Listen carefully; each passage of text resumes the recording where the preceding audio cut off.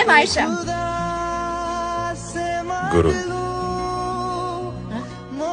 इतना सड़ू बन के क्यों बोल रहे हो? अरे जैसे सुपरमैन के कॉस्ट्यूम में लाल चड्डी पहना कंपल्सरी है, वैसे ही तुम गैंगस्टर्स का ये सड़ू लुक कंपल्सरी है क्या? ना हंसते हो, ना मुस्कुराते हो, ना शेव करते हो, ना नहाते हो। मुझे पता है तुम क्या हो। Angry bird. तुम पे गेम बनी है। हाँ